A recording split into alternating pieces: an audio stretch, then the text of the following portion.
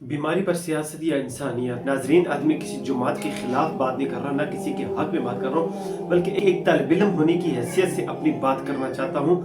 मुल्क पाकिस्तान के साबिक वज़ीर आज़म के मुताल्लिक ये खबरें गर्दिश कर रही हैं कि उनकी आँख की बीनाई बहुत शदीद मुतासर हो चुकी है। इलाज का मामला ज़ेर बहस है, इलाज के इक़दामात भी हो रहे हैं, लेकिन इस मौके पर मैं एक सवाल करना चाहता हूँ कि किसी की बीमारी के मौके पर अपने दिल को सख्त करना चाहिए या नरम करना चाहिए।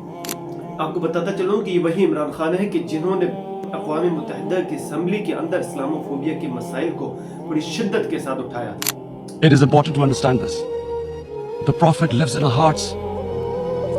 When he is ridiculed, when he is insulted, it hurts the इस मौके पर कुरान मजीद हमें सिखाता है वला यजरिमन्नकुम शनआनु कौमिन अला अल्ला तादिलू, कि किसी कौम की दुश्मनी तुम्हें इस बात पर आमादा न करे कि तुम इंसाफ न कर सको। इअदिलू, इंसाफ करो, हुआ अक़रबु लित्तक़वा, वो तक़वा के ज्यादा करीब है। ये आयत सिर्फ किताबों के लिए नहीं बल्कि आज के हालात के लिए कि अगर तुम्हारा कोई मुखालिफ भी कैद में है तो उसकी सेहत का ख्याल रखना, उसकी सहूलियात का ख्याल रखना, ये आपके ऊपर जरूरी है। अल्लाह फरमाते हैं कि वमन अहयाहा फकअन्नमा अहया अन्नास जमीआ, जिसने एक जान बचाई उसने पूरी इंसानियत को बचाया। लेकिन इस आज अगर किसी की बीनाई ज़ाया हो रही है तो हमें सियासी चश्मे को उतार लेना चाहिए। और किसी से इख्तलाफ हो सकता है, किसी पर तनकीद हो सकती है, लेकिन किसी की बीमारी के ऊपर खुश होना और उसकी तकलीफ पर खामोश रहना ये मुसलमानों का शेवा नहीं। अगर इमरान खान हो या कोई भी कैदी हो, उसकी मुकम्मल सहूलियात, उसकी सेहत का मुकम्मल ख्याल रखना चाहिए, क्योंकि हुजूर सल्लल्लाहु अलैहि वसल्लम ने ग़ज़वे बदर के अंदर कैदियों के साथ हुस्न सलूक का हुक्म दिया था।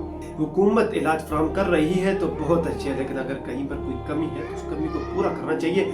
और मुसलमानों को इस हदीस को मद्देनजर रखना चाहिए कि अल मुस्लिमु अखुल मुस्लिम, वो चाहे किसी भी जमात का हो, पीटीआई का हो, नून लीग का, जैसे भी हो, मुसलमान होने के नाते से आपस में भाई भाई हैं। आज सोशल मीडिया के ऊपर एक दूसरे के खिलाफ जज्बात भड़काए जा रहे हैं और एक जमात, एक पार्टी वाले दूसरी पार्टी वालों के खिलाफ नाराबाजी और दुश्मनी तक उतर गए। ये चीज हमें इस्लाम कभी नहीं सिखाता। रब्बुल इज्जत से दुआ है कि मुल्क पाकिस्तान की हिफाजत करे और दुश्मन अनासर जो मुसलमानों को आपस में एक दूसरे के साथ लड़ाने की कोशिश कर रहे हैं, अल्लाह ताला उनकी साजिशों से मुल्क पाकिस्तान की हिफाजत फरमाए।